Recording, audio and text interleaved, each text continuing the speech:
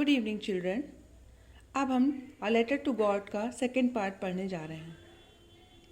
It's really getting bad now, exclaim the man.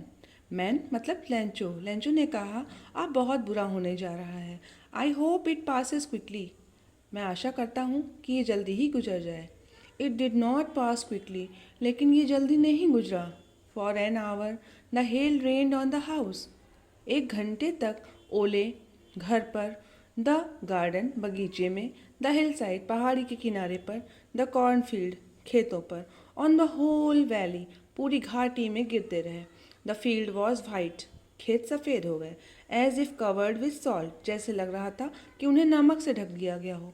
Not a leaf remained on the trees, पेड़ों पर एक भी पत्ती नहीं बची। The corn was totally destroyed, फसल पूरी तरह से बर्बाद हो चुकी थी।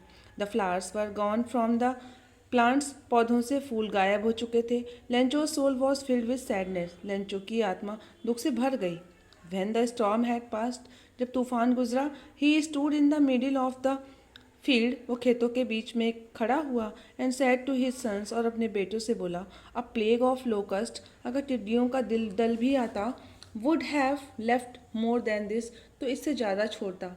The hail has left nothing, ओलों ने तो कुछ भी नहीं छोड़ा।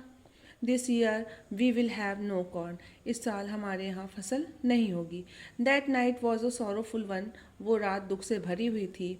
All our work for nothing, हमने इतनी मेहनत की और कोई भी परिणाम नहीं निकला। There is no one who can help us, ऐसा कोई नहीं है जो हमारी सहायता कर सकता हो। We shall all go hungry this year, इस साल हम सब भूखों मरेंगे।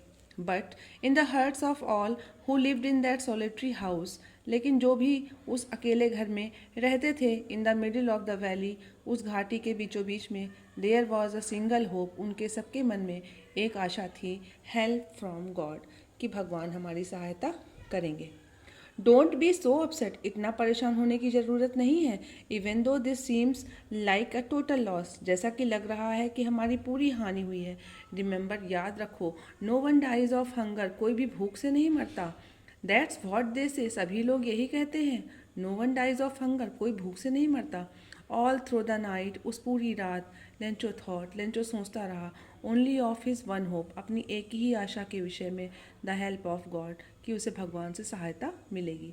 हुज आइज, जिसकी आंखें, as he had been instructed, जैसा कि वो निर्देश देती हैं, सी एवरीथिंग, वो हर चीज़ देखती हैं। Even what is deep in one's conscience, यहाँ तक कि एक व्यक्ति की अंतरात्मा में क्या है, भगवान की आंखें वो भी देखती हैं।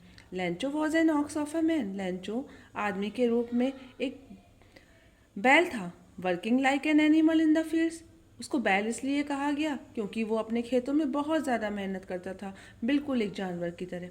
But still he knew how to write, उसके बावजूद उसको पता था कि कैसे लिखते हैं। द फॉलोइंग संडे, आने वाले रविवार को, एट डे ब्रेक, सुबह के समय, he began to write a letter, उसने एक लेटर लिखना शुरू किया। Which he himself would carry to town, जिसको वो खुद कस्बे तक ले गया। And place in the mail, और उसको मेल बॉक्स में डाल दिया। It was nothing less than a letter to God, ये कुछ और नहीं था, ये तो भगवान के लिए पत्र था। उसने लिखा, God, if you don't help me, अगर आप मेरी सहायता नहीं करेंगे, my family and I will go hungry this year, तो इस साल मैं और मेरा परिवार भूख से मर जाएंगे। आई नीड 100 पीसोज, मुझे 100 पीसोज की ज़रूरत है। पीसोज वहाँ की धनराशि का नाम है, जैसे कि हमारे यहाँ रुपया चलता है, वैसे ही वहाँ की राशि का नाम था pesos. In order to sow my field again, ताकि मैं अपने खेतों को दोबारा बो सकूं।